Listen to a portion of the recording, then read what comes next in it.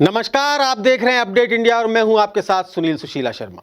Bulletin में सबसे पहले एक नजर हेडलाइंस पर। संसद में मोदी की 1 घंटे 35 मिनट की स्पीच। पीएम मोदी ने राहुल पर कसा तंज, कहा झुग्गियों में होते हैं फोटो सेशन। दिल्ली विधानसभा चुनाव के लिए वोटिंग जारी। सुबह 9 बजे तक 8.10% हुआ मतदान। सीएम योगी ने खड़गे और अखिलेश पर साधा निशाना, कहा कुंभ में और भी बड़ा हादसा चाहते थे। और अब खबरें विस्तार से। प्रधानमंत्री नरेंद्र मोदी ने मंगलवार को राष्ट्रपति के अभिभाषण पर धन्यवाद प्रस्ताव के समर्थन में भाषण दिया। 1 घंटे 35 मिनट की स्पीच में उन्होंने नाम लिए बिना गांधी परिवार, केजरीवाल और विपक्ष के नेताओं के आरोपों के जवाब दिए। दिल्ली में 5 फरवरी को वोटिंग होनी है। पीएम ने केजरीवाल का नाम लिए बिना कहा, पहले अखबारों की हेडिंग होती थी इतने लाख के घोटाले। 10 साल हो गए, ये घोटाले न होने से भी लाखों करोड़ों रुपए बचे जो जनता की सेवा में लगे। हमने पैसे का इस्तेमाल शीश महल बनाने में नहीं किया, देश बनाने में किया है। मोदी ने केजरीवाल का नाम लिए बिना कहा, हम जहर की राजनीति नहीं करते, हम देश की एकता को सर्वोपरि रखते हैं।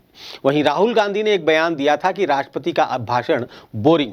उसके जवाब में मोदी ने कहा कि जो झोपड़ियों में फोटो सेशन कराते हैं उन्हें गरीबों की बात बोरिंग ही लगती है। चलिए रुक करते हैं अगली खबर का। दिल्ली विधानसभा की सभी 70 सीटों पर सुबह 7 बजे से ही वोटिंग जारी है। कांग्रेस सांसद राहुल गांधी समेत कई नेताओं ने अपने मत का प्रयोग किया। दिल्ली में तमाम पोलिंग बूथों के बाहर वोटर्स की कतारें देखने को मिल रही है। बीजेपी, कांग्रेस और आम आदमी पार्टी के दिग्गजों ने पूरी ताकत झोंक दी है। रैली, जनसभा, नुक्कड़ सभा, road show, door to door campaign के जरिए मतदाताओं तक पहुंचने की कोशिश हुई है। सभी 70 विधानसभा क्षेत्रों में 13,766 पोलिंग स्टेशन बनाए गए हैं, जो अलग अलग 2,696 लोकेशन पर हैं। दिल्ली विधानसभा चुनाव में सुबह 9 बजे तक 8.10% मतदान दर्ज किया गया है। रुक करते हैं अगली खबर का। उत्तर प्रदेश के मुख्यमंत्री योगी आदित्यनाथ ने कांग्रेस अध्यक्ष मल्लिकार्जुन खड़गे और समाजवादी पार्टी के अध्यक्ष अखिलेश यादव पर निशाना साधते हुए कहा कि ये लोग व कुछ सनातन विरोधी तत्व चाहते थे कि महाकुंभ में और भी बड़ा हादसा हो। सीएम का यह बयान खड़गे और यादव द्वारा लोकसभा में संगम में 29 जनवरी को घटी घटना के संबंध में दिए गए बयान के जवाब में आया है। महाकुंभ में मची भगदड़ में कम से कम 30 लोगों की मौत हो गई थी।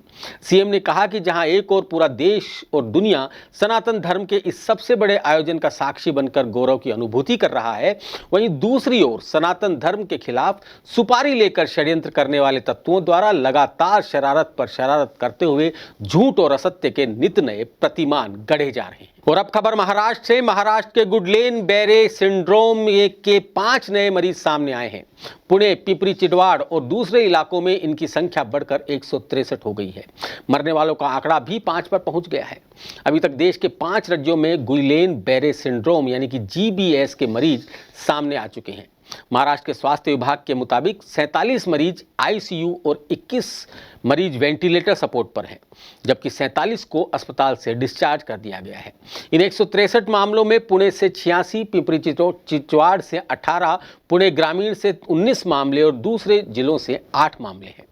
महाराष्ट्र के अलावा देश के दूसरे 4 राज्यों में गुइलेन बेरे सिंड्रोम यानी कि जीबीएस के मरीज सामने आ चुके हैं। तेलंगाना में यह आंकड़ा 1 है। असम में 17 साल की एक लड़की की मौत हुई, कोई दूसरा एक्टिव केस नहीं है। वहीं पश्चिम बंगाल में 30 जनवरी तक 3 लोगों की मौत हो चुकी है। इसमें 2 बच्चे शामिल हैं, एक वयस्क है। वहीं राजस्थान के जयपुर में 28 जनवरी को लक्षत सिंह नाम के बच्चे की मौत हुई। वो जीबी सिंड्रोम से पीड़ित था। परिजनों ने उसको कई अस्पतालों में इलाज करवाया, लेकिन उसे बचाया नहीं जा सका। भारत ने मंगलवार को रूस के साथ एंटी शिप क्रूज मिसाइलों की खरीद के लिए एक अनुबंध पर हस्ताक्षर की। यह कदम भारतीय नौसेना के पनडुब्बी बेड़े की लड़ाकू क्षमताओं से उल्लेखनीय वृद्धि करेगा। रक्षा मंत्रालय ने एक्स पर एक पोस्ट में अनुबंध पर हस्ताक्षर की घोषणा की है। रक्षा सचिव राजेश कुमार सिंह की मौजूदगी में एक अनुबंध पर हस्ताक्षर किए गए। पोस्ट में कहा गया, रक्षा मंत्रालय ने मंगलवार को नई दिल्ली में रक्षा सचिव राजेश कुमार सिंह की मौजूदगी में एंटी शिप क्रूज मिसाइलों की खरीद के लिए रूस के साथ एक अनुबंध पर हस्ताक्षर किए। ये मिसाइलें भारतीय नौसेना के पनडुब्बी बेड़े की लड़ाकू क्षमताओं को उल्लेखनीय रूप से बढ़ाएंगी। चीन से आयात पर 10% अमेरिकी टैरिफ मंगलवार से लागू हो गए, जिससे दुनिया की 2 शीर्ष अर्थव्यवस्थाओं के बीच नए ट्रेड वार का खतरा पैदा हो गया है। क्योंकि चीन ने भी मंगलवार को अमेरिकी आयात पर 10 से 15% तक जवाबी टैरिफ लगा दिए। चीन ने गूगल के विरुद्ध एंटी ट्रस्ट जांच की घोषणा की है और 2 अन्य अमेरिकी कंपनियों को अविश्वसनीय कंपनियों की सूची में रख दिया है, जो उन्हें चीन में निवेश करने से रोक सकती है। वहीं राष्ट्रपति डोनाल्ड ट्रंप ने सोमवार को मैक्सिको के बाद कनाडा के विरुद्ध भी अतिरिक्त टैरिफ लगाने के आदेश पर 30 दिनों के लिए रोक लगा दी। बदले में दोनों पड़ोसी देश सीमाओं पर चौकसी बढ़ाएंगे और ड्रग्स व घुसपैठियों के प्रवेश पर रोक लगाएंगे। इधर जयपुर के चोमू के वीर हनुमान मार्ग पुलिया पर अनियंत्रित होकर एक बस पलट गई। सूचना पर चोमू थाना पुलिस मौके पर पहुंची। चोमू के एक निजी स्कूल की बस बताई जा रही है। सूचना पर 108 एम्बुलेंस मौके पर पहुंची। चोमू में टीसीआई इंस्टीट्यूट की बस पलटने का मामला बताया जा रहा है। चोमू के NH 52 पर वीर हनुमान पुलिया के पास यह हादसा हुआ। बस में फंसे बच्चों को बाहर निकालने के लिए रेस्क्यू किया गया। एक बच्चे की मौत की सूचना व आधा दर्जन बच्चे घायल होने की सूचना मिली है। पूर्व विधायक रामलाल शर्मा भी मौके पर पहुंचे। तो ये थी खबरें अब तक। इंतजार कीजिए अगले बुलेटिन तक और देखते रहिए अपडेट इंडिया।